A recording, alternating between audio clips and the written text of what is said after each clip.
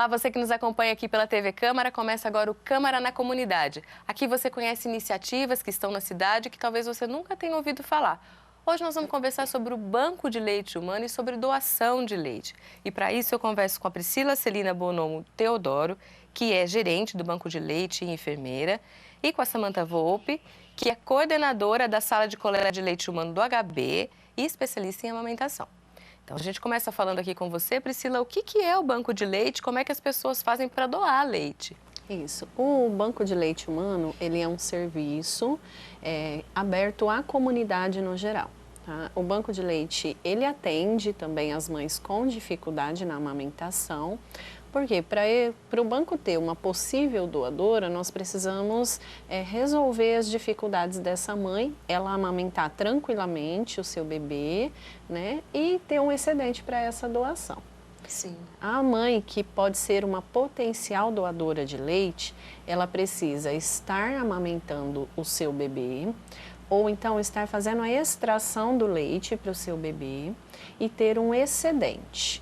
Tá? Precisa estar gozando de um bom estado de saúde, ou seja, ser uma pessoa saudável, não fazer uso de bebida alcoólica, não ser usuária de drogas e também não utilizar alguns medicamentos que contraindiquem a amamentação e a doação de leite humano. Sim, Priscila, por que é importante esse serviço de coleta desse leite? Por que é importante que a pessoa que esteja amamentando também, se ela tiver excedente, ela doe? Porque a gente ouve histórias de mulheres que têm muito leite e que acabam jogando fora.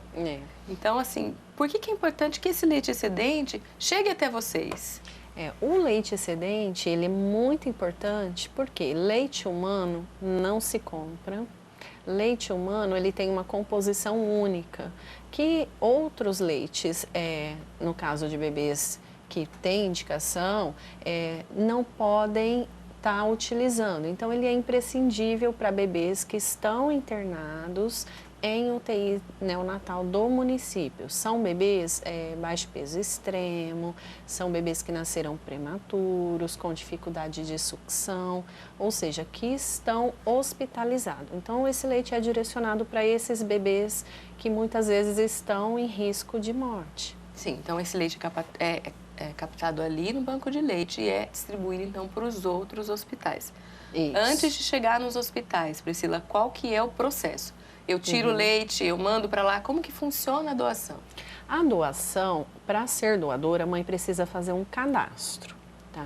Esse cadastro, ele pode ser realizado pelo telefone, a mãe pode ligar, caso ela já saiba coletar o leite, já foi doadora alguma outra vez, nós repassamos as orientações por telefone mesmo, ela recebe o frasco esterilizado do banco de leite humano e ela pode iniciar a coleta na residência dela.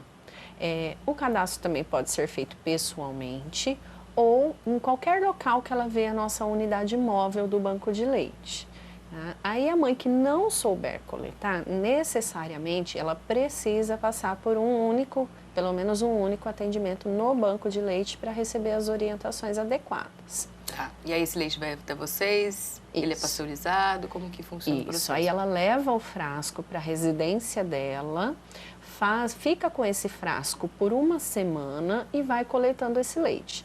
Então, todo momento que ela julgar que tem um excedente de leite, ela coleta, acondiciona no frasco e congela. Aí, a próxima vez que ela extrair o leite, ela vai colocar por cima desse que está congelado, vai congelando em camadinhas. Aí, uma vez por semana, no município de São José do Rio Preto, em Mirassol, nós buscamos esse leite na residência Mirassol dela. também, vocês estão também, buscando. Mirassol também. Porque é muito próximo, né? E por enquanto a gente consegue fazer essa busca. E aí nós entramos em contato, perguntamos se ela conseguiu coletar, se podemos passar. Buscamos esse leite, ele é trazido ao banco.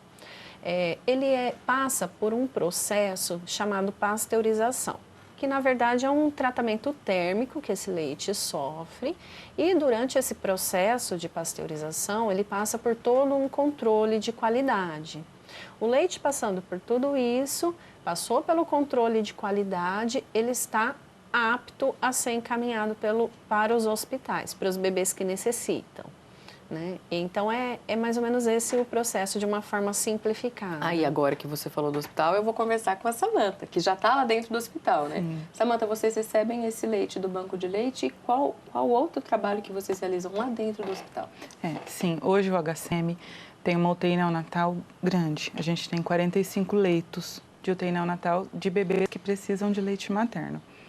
Então, a gente não tem um banco de leite dentro do hospital, é essa parceria com o municipal. E aí a gente tem dentro da UTI neonatal uma sala de coleta, um posto de coleta do banco de leite. Então, as mães que estão com os bebês internados na UTI, elas vão até essa sala que fica na UTI mesmo, neonatal. A gente tem uma funcionária específica dessa sala que ela faz a extração desse leite, né? A gente pega e armazena esse leite nesse frasco que a Priscila comentou, estéril, né? E a gente deixa ele congelado. E a mãe vai tirando, a gente vai armazenando esse leite. Uma vez por semana a gente encaminha esse leite com a ficha, com todos os resultados de exame dessa mãe também, para o banco de leite. Então esse leite extraído ali no HCM não vai para aquele bebezinho, ele vai para o banco de leite. Ele vai para o banco de leite, ele vai ser pasteurizado e ele volta para o bebê. Ele volta para o bebê. Ele volta para o bebê. Sim. Então a mãe ela amamenta o seu filho meio que de tabela. Às vezes ela não consegue o volume total que o nenê precisa, porque a gente sabe que o nenê indo para o peito, ela tem uma produção. Sim. Quando o nenê não vai para o peito, e a maioria dos nenês lá estão com sonda, eles se alimentam por sonda, então a mãe depende da ordenha. Era isso que eu ia te perguntar. A ordenha mecânica, ela tem eficiência para essas mães que estão no UTI? Sim, a gente consegue manter a lactação delas. Não é a mesma produção como se o bebê estivesse indo ao peito. Sim. Mas a gente consegue manter a lactação dela sim. Tem nenê que chega a ficar na UTI neonatal 3 meses e vai embora com aleitamento materno exclusivo. Então, a gente conseguiu manter. Então, é muito importante o papel da sala, tanto para o leite voltar para o nenê, quanto para manter a lactação dessa mulher. E como é essa rotina de alimentação dos bebês que estão na UTI? Eles têm horário? Sim. Sim, aí não é fixo. Então, eu tenho o bebê prematuro extremo, muito baixo peso, 500 gramas e tal.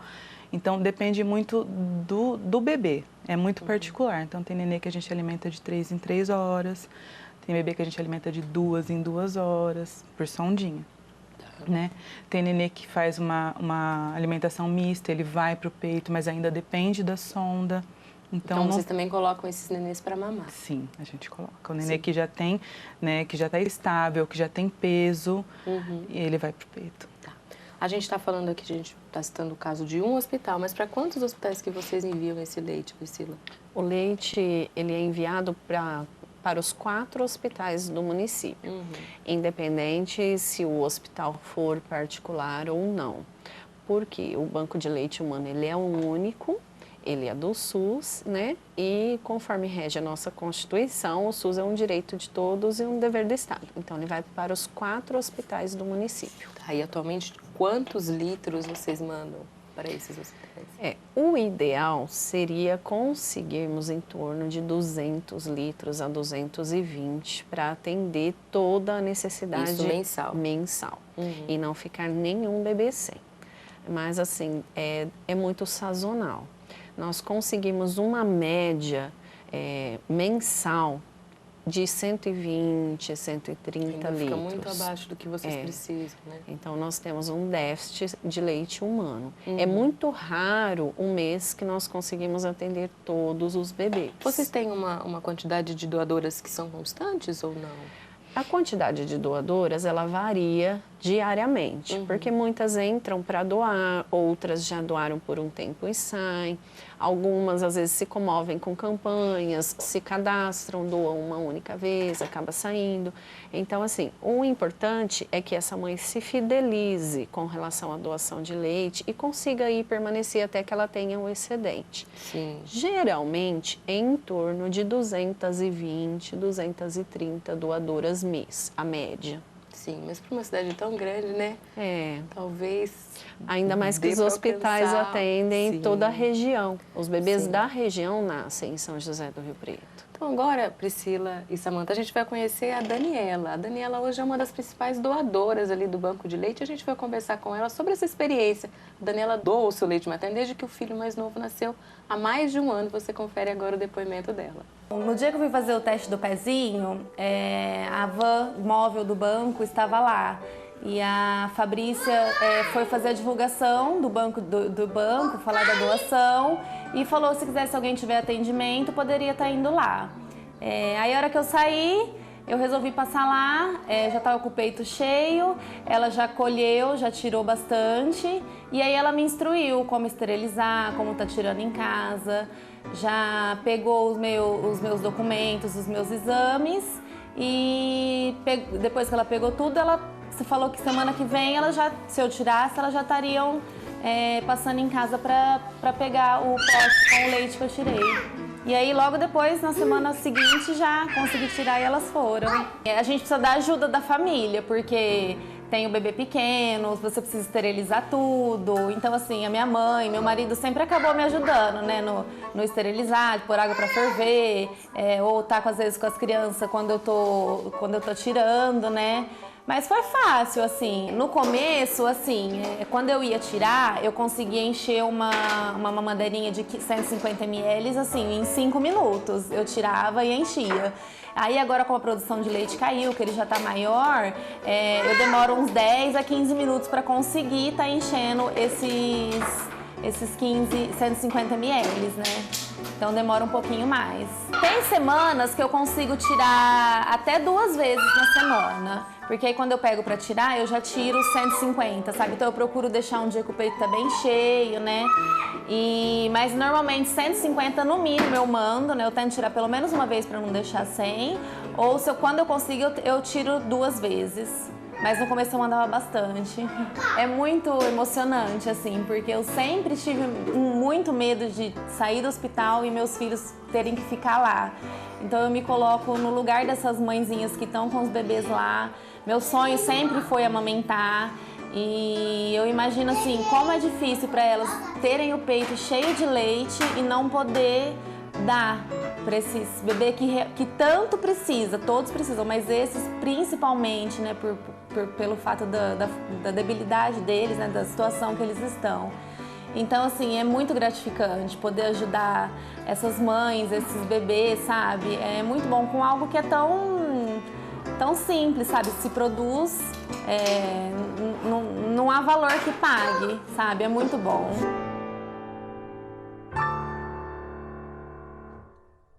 Então você conheceu aí a Daniela e a história dela de doação de leite materno. Se você ligou a televisão agora, a gente está falando hoje sobre doação de leite materno, sobre o banco de leite e também sobre a sala de doação de leite lá do HCM. A gente vai para um breve intervalo e volta daqui a pouquinho, não saia daí.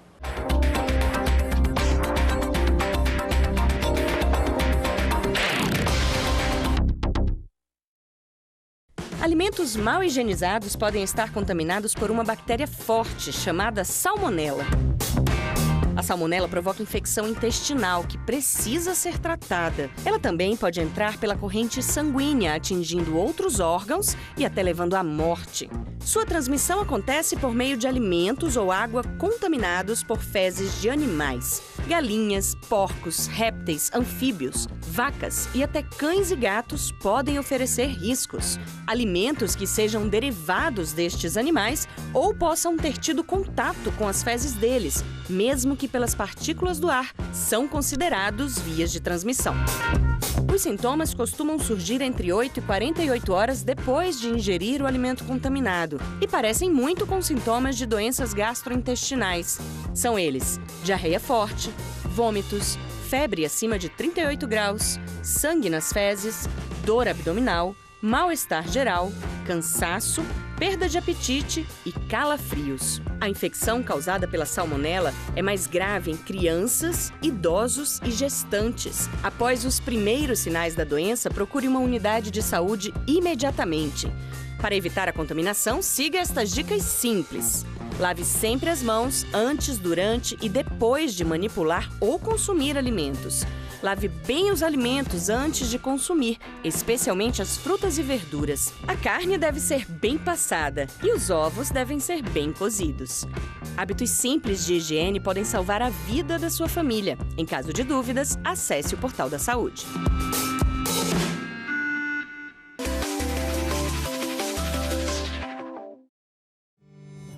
Ela poderia ter visto a filha crescer. Ele poderia ter se casado. Eles poderiam ter uma vida diferente. Ela poderia ter sido advogada. Todos poderiam ter se vacinado. Não coloque sua vida e a de quem você ama em risco. Procure uma unidade de saúde e atualize sua caderneta de vacinação. Ministério da Saúde, Governo Federal, Pátria Amada Brasil.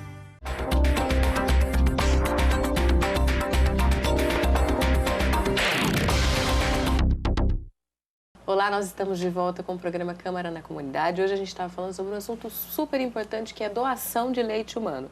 Eu estou conversando com a Priscila Celina Bonomo Teodoro, que é a gerente do Banco de Leite Humano, e com a Samantha Volpe, que é a coordenadora da sala de coleta de leite humano lá do HB, do HCM. Então, assim, eu queria que você falasse, no fim do primeiro bloco, a gente conversou com a Daniela, que é uma das doadoras, e eu queria que você falasse um pouco mais sobre a doação. As doadoras, por que essas mulheres procuram um banco de leite e por que você acha que as mulheres deveriam ser doadoras de leite? A doação de leite, ela é uma atitude altruísta, né? Vai da vontade da mãe também em doar. Muitas procuram pela motivação de ajudar mesmo ao próximo. E é bem interessante, porque elas doam na intenção de ajudar o próximo, sem nem ao menos conhecer quem vai receber, sem nem ao menos conhecer a mãe desse bebê. Então, é uma atitude altruísta mesmo. E muitas também procuram o banco de leite para a doação, porque nós trabalhamos com a doação exclusiva, que é aquela mãe que vai voltar a trabalhar antes do bebê dela completar 6 meses de vida. Porque hoje no nosso país nós temos uma realidade peculiar, né? As mães, muitas voltam a trabalhar, o bebê está com 4 meses. Ou então se ela precisou sair um pouquinho antes de licença maternidade, ele está com 3 meses e meio. Então, para ela não entrar com fórmula para esse bebê, para ela manter o aleitamento materno exclusivo, que é o que recomenda o Ministério da Saúde, a Organização Mundial da Saúde, até o 6º mês, elas recorrem ao banco. Como é esse trabalho? Elas realizam a doação de leite, 50% vai para os bebês das UTIs e 50% retorna para essa mãe trabalhadora, para que ela consiga manter esse aleitamento materno exclusivo. Então, ela vai fazendo um estoque na casa dela, desse leitinho, dela mesma, que ela conseguiu extrair, que vai ser utilizado depois. Porque depois de pasteurizado, ele dura 6 meses. Quanto tempo esse leite pode ficar armazenado? Isso. Né? O leite cru, ele dura 15 dias congelado. Então, às vezes, se essa mãe for tirar perto de voltar a trabalhar, ela não consegue guardar o volume necessário que ela vai precisar. Então, no comecinho, geralmente, que é quando a mãe tem um excedente de produção maior, o recém-nascido ele mama um pouquinho menos, a produção é maior, então ela consegue estar guardando esse leitinho para usar depois. Isso não tem idade, né, Priscila, assim, do recém-nascido para você doar? Você pode começar a doar desde cedo ou mais para frente? Não tem, né? Não tem. O importante é que ela esteja amamentando o seu filho e que ela continue tendo esse excedente. Caso ela permaneça por muito tempo em doação, será necessário ela repetir alguns exames de sorologia, que faz parte do controle clínico da doadora, que são os exames de HIV, sífilis, hepatites e outros que o Banco de Leite Humano julgar necessário. E a gente está falando aqui, às vezes, eu tenho muitas amigas que amamentam, que amamentaram, e elas falam que não conseguiam tirar o suficiente para mandar. Mas talvez o suficiente para a nossa cabeça não é o tanto que eles precisam. Eles precisam de muito menos. Então, Samantha, você que também é especialista em amamentação e lida com esses bebês de UTI, o quanto mama um neném recém-nascido? Depende muito do bebê, mas eu tenho um bebê que mama de 3 em 3 horas 1 ml. É muito pouquinho. É muito pouco. Então, qualquer volume faz diferença para os bebês de UTI, com certeza. Sim. E por que é importante que esses bebês de UTI recebam leite materno? O bebê prematuro, ele tem uma imaturidade de todos os sistemas, principalmente do intestino. Então, como a Priscila já comentou, o leite materno, o leite humano, é feito para o bebê. Então, ele tem tudo que o bebê precisa e ele vai ajudar nessa maturidade desse intestino. Então, a gente evita várias doenças que acometem o prematuro, né? A gente tem enterocolite, né? Tem várias doenças aí. Então, é muito importante para o prematuro extremo receber o leite humano. É bacana a gente enfatizar que quem doa também está salvando a vida dessas crianças, Com né? certeza. Porque é uma atitude, sem contar que, além de doar, as mães também têm um socorro lá no banco de leite. Sim. Eu vou falar de mim, porque eu tenho uma neném e eu, na primeira semana dela, praticamente acampei lá, porque eu tive muita dificuldade em amamentar no começo, a gente precisava aprender. Eu acho que talvez também muitas não tenham essa ideia, que tem bebê que precisa aprender, né? Sim, a mãe também E a mãe também, a gente não nasce sabendo. Não. Então eu queria que você falasse um pouquinho desse caráter do banco de leite, de auxílio também, desse apoio à amamentação. O auxílio à amamentação, geralmente nas maternidades em que o bebê nasce, essa mãe costuma ter um auxílio, tá? Mas ainda assim, após a alta hospitalar, caso a mãe permaneça com dificuldade, com dúvidas relacionadas ao aleitamento materno, ela pode sim procurar o banco de leite humano. Tá? Então, assim, uma mãe que está com dificuldade, às vezes, de posicionar o bebê, que está com uma mama muito cheia, ou um mamilo machucado, fissurado, ou às vezes com dúvidas relacionadas à produção, à pega do bebê, então ela pode sim nos procurar. A gente só pede para ligar e procurar agendar um horário para melhor conforto do atendimento da mãe, melhor programação da equipe, mas nós acolhemos também a demanda espontânea com orientações. Sim. Caso seja possível, né, de acordo com a urgência desse atendimento, nós conseguimos encaixar no mesmo dia ou, de acordo com a prioridade, nós orientamos e marcamos um retorno bem próximo para ela estar vindo ao banco. E Samanta, o que determina um caso de sucesso de amamentação? Então, é muito importante a rede de apoio para essa mulher, ela precisa. Porque não é fácil. A gente fala hoje que a amamentação é livre demanda. Então, é a hora que o nenê mostra esse desejo, né, em mamar. Então, a mãe ela tem que estar à disposição do bebê. Então, ela precisa muito de apoio da família, de profissionais, né, para o sucesso da amamentação. E complementando o que a Priscila falou dessa rede de apoio, no HCM nós também temos, né, o grupo de apoio à amamentação. Então, para as mães que tiveram bebê no HCM, se elas tiverem algum problema relacionado à amamentação, dificuldade de pega do bebê, às vezes de produção de leite, mama engurgitada, fissurada, ela pode voltar, né, para o HCM, que esse grupo de amamentação vai estar atendendo essa mulher. Sim, é importante então que as pessoas, você estava falando da livre demanda, então é importante que o bebê tenha acesso também, sempre que ele quiser, ao peito da mãe. A gente ouve muitas histórias e muitos palpites que o bebê não pode mamar toda hora, que ele vai ficar mal acostumado, que tem que ser de 3 em 3 horas. Então, assim, existe uma regra para se amamentar? Não. Hoje, a amamentação é livre demanda. É a hora que o bebê demonstrar desejo em mamar. Sim. Então, é a hora que ele quiser mamar. Isso. E aí eu queria falar com vocês, já que vocês estão tão ligadas nesse mundo de amamentação. Existe a questão da chupeta, a questão da mamadeira, existe mesmo uma confusão de bicos? O que é a confusão de bico? Como é que vocês lidam com isso? A pega na mamadeira e na chupeta, o jeito da boca, que o bebê, a bocanha é diferente. Então, um exemplo, no peito o bebê tem que ficar boca bem aberta, de peixinho, bochechinha redondinha, né? E ele coloca a língua embaixo da mama e puxa. Na chupeta e na mamadeira ele vai chupar como se fosse um canudinho. Então a pega é muito diferente. Então o bebê vai começar a ter dificuldade. E outra, a mamadeira é muito mais fácil de puxar o leite do que o peito. Então se o bebê, ele confunde e às vezes ele deixa de mamar no peito para ficar na mamadeira. Sim, a gente falou também do benefício para o sistema imunológico da criança, mas quais são os benefícios da amamentação para o desenvolvimento oral também dessa criança? A amamentação, ela trabalha muito a musculatura facial do bebê. e ajuda na formação da dentição, na arcada dentária desse bebê. Além do mais, ela promove uma melhor coordenação, que é respiração, sucção e deglutição, que é o ato do bebê engolir esse leite. Então, além de todos os benefícios relacionados ao sistema imunológico, prevenção de doenças, ela também fortalece essa musculatura. Então, quando o bebê vai iniciar a introdução alimentar, essa musculatura está mais forte, mais preparada para estar recebendo outras texturas de alimentos, né? Então, é muito importante para isso também. E assim, outro mito que a gente tem, o bebê não mama só quando está com fome, né? Ou ele só mama quando está com fome.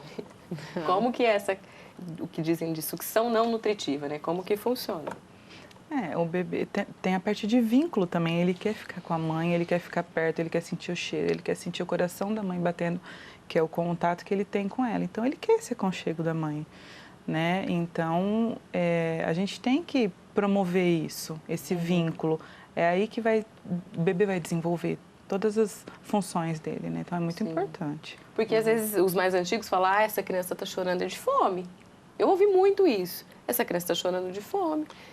E o bebê, assim, ele nessa primeira fase da vida, ele percebe o mundo com a boca, né? Então, a sucção para o bebê, ela é muito prazerosa. Ela traz uma sensação de bem-estar, de relaxamento, libera hormônios bons para o bebê. Então, assim, quando nos remete a coisas boas, eu vou querer ficar perto. E além, complementando o que a Samantha falou, além dessa questão do vínculo, ele tem a necessidade da sucção porque ele está na fase oral.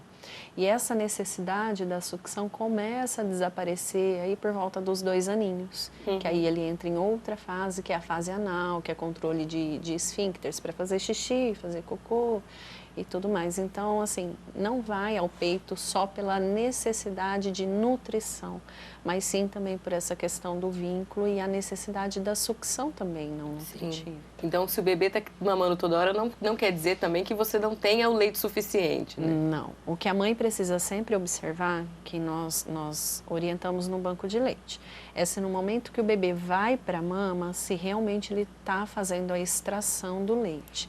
Então, assim, garantir a mamada do bebê. Se ele faz os movimentos de deglutição desse leite, como que está o xixi desse bebê, sabe? Estando tudo ok, um bebê que está mamando bem, está principalmente crescendo, ganhando peso, ele pode ir sim ao peito sempre que ele solicitar. Eu quero agradecer muito a presença de vocês. Eu queria que vocês dessem aí os telefones ou os endereços para quem precisar procurar o banco de leite ou o grupo de apoio à amamentação.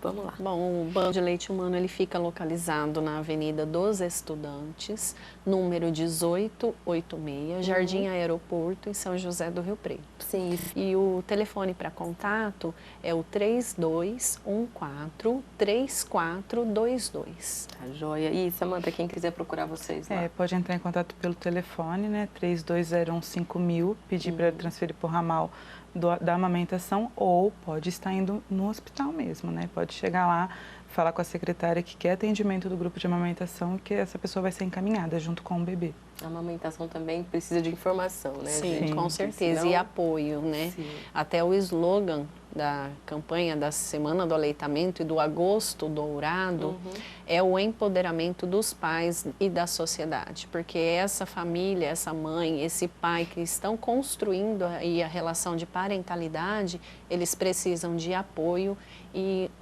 uma das maiores fontes de apoio que é necessário é para o aleitamento. Isso mesmo. Eu quero agradecer então a Priscila, que esteve aqui com a gente, que é a gerente do Banco de Leite, a Samantha Volpe, que é a coordenadora da sala de coleta de leite humano lá do HCM. Estejam aí à vontade, as portas estão abertas. Quando tiver alguma campanha de aleitamento que a gente puder divulgar, nós estamos à disposição. E se você quiser acompanhar esse programa também nas nossas redes sociais, pode procurar o nosso canal no YouTube ou nossa página no Facebook, que é Câmara Rio Preto. E para saber mais sobre o Legislativo, você acessa o nosso site, que é o www.riopreto.sp.leg.br. A gente fica por aqui, até a próxima. TV Câmara, o canal do Legislativo.